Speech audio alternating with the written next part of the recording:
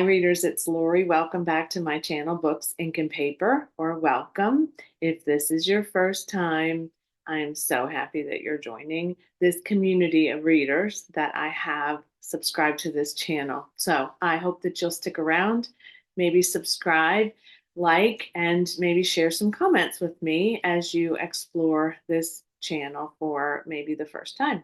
So today is a concept video I have been thinking about for a while. So I have double cousins. My mother married my father, and my mother's sister married my father's brother. So that results in double cousins who, quite frankly, share a lot more DNA than other cousins may, and a lot more similarities probably in our ways of being and our preferences. And we're very, very close. We grew up, and I was the sort of the last unexpected baby, but we grew up very connected and very close to each other. So my cousins and their daughter typically visit me at least once a year. They come and spend time with our family, and at least at Christmas time. And I think I did in my vlog this last year, I posted some photos of my cousin running this half marathon in our community, and that is one of the reasons they come, but they just come to visit every year.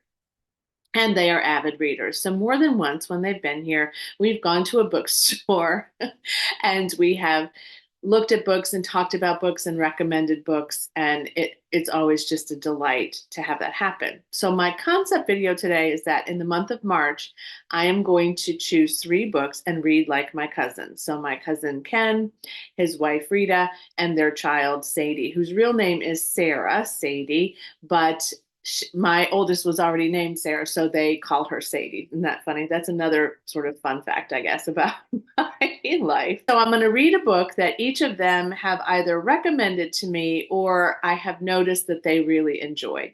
So let's get started.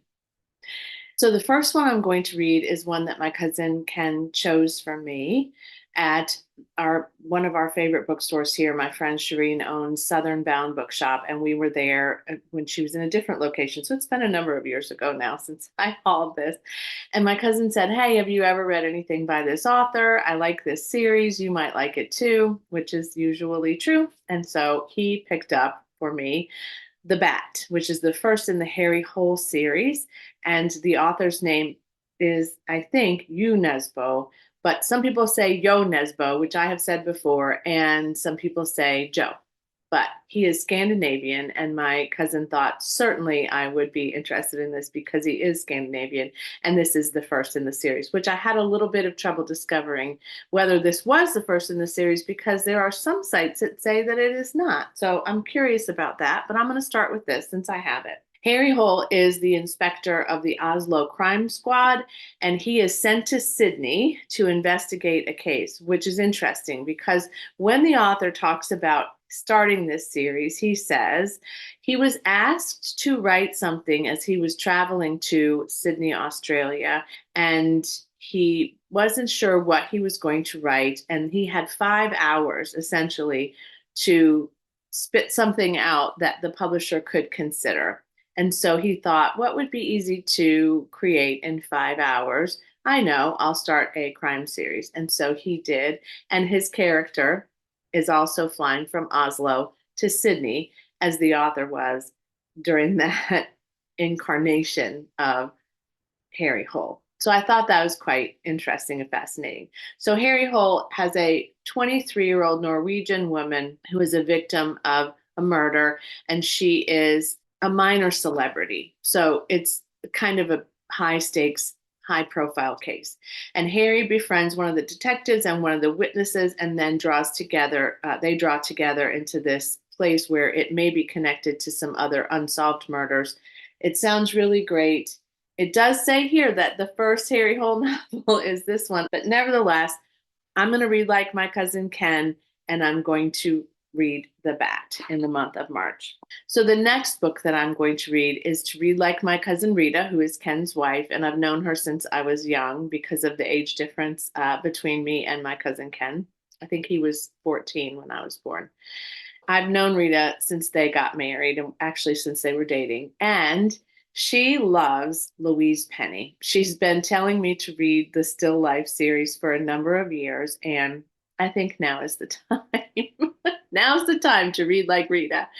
So I have acquired Still Life on my Kindle Unlimited subscription. Now, side note, if you open a book on Kindle, which I did to get a screenshot of the book to put in for you, it tells you, it automatically switches you to currently reading, which I'm not actually and haven't been. So if you've been looking at my currently reading the last maybe month or so, and you think, oh, she's reading Still Life. No, I haven't been. I just opened it up in my Kindle. Okay, back to Louise Penny.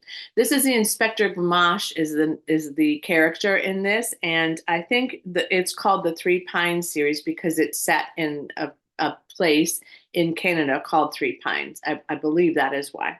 And this one is kind of a different time period. And I wish now maybe I had done this earlier, but the murder takes place around Thanksgiving. And the first murder is a woman named Jane Neal. This reminds me, and maybe that's why Rita thought I would enjoy it too. It does remind me a little bit, Three Pines, of St. Mary Mead. You know, this idyllic little community where everybody knows everybody. And then why do all these people end up getting murdered if this is such an idyllic, sweet community where everybody knows everybody? I don't know. But apparently, Three Pines has a huge amount of murder because this series is really, really long. One of the sentences that I love at the end of the synopsis is, but Gamache knows that evil is lurking somewhere behind the white picket fences, and that if he watches closely enough, Three Pines will start to give up its dark secrets. I not only want to read this because Rita has recommended it to me for a long time, but also because the currently reading Patreon community has, and the currently reading Patreon content has an entire uh, sort of quadrant related to and concerning the Three Pines series. So there's lots of people that are reading it. There's lots of people that are talking about it. And I don't feel like I'm, sort of in the FOMO stage, but I am really curious about this. I have heard some people say, and I mentioned this once before, that the first few are a little bit tricky to get into, and maybe people don't like them as much. And I've talked to, or I've heard a few booktubers say they didn't like the first one as much and they weren't sure if they were going to go on. I feel like I want to go on. Yes, it's a long commitment, definitely, as is the Yo Nesbo or the You Nesbo series, but I do feel like this is something that because she likes it so much and because our tastes are very similar, I feel like I'm going to like it too. And the last one to read like my cousins is to read like their daughter, Sadie. And she highly recommended this to me more than once. And this is a new author to me as well. So all three of these are new authors to me. And that is The Cartographers by Peng Shepherd. I almost bought this when it first came out. More than once, I almost put this in my cart and just did not do it. And again, she kept saying it was really, really good. And I kept thinking about it all this time. So the other day, I popped out and got a paperback copy of it. Now, the Book of M, which was her debut novel, M as in Mary, was really, really acclaimed and it won a number of awards and it really did very, very well. So it's not like I didn't look at this because I didn't think the author was solid. I don't know, I just kept putting it off. Maybe because it's a little fantasy and sometimes I have a hit and miss with fantasy. However, this one is about Nell Young and her passion is cartography, as was her father's passion also.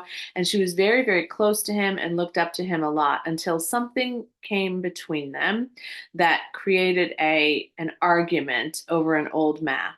And they didn't speak for a long, long time. And then her father is found dead at the New York Public Library, one of my favorite places on the earth. The same map that they argued over was found in his desk. I don't want to know a whole lot more than that, except that I suspect that Nell then goes on to try to find out what happened to her father and the history of this map disappearing and reappearing.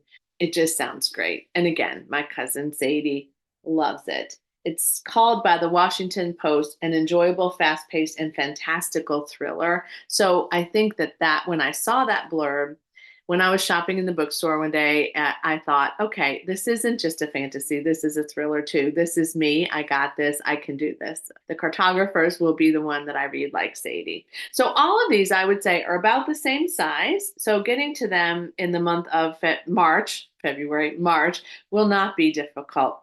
And I'm really, really excited to take a look at all of them. All three new authors to me, at least two of them, a new series possibility for me. Like, I need that, right? But I love it. I really, really do. And then this one, I really think that after I read this, I'm interested in getting to the Book of M as well. So let me know if you read any of these series and if you are enjoying them as much as my cousins do.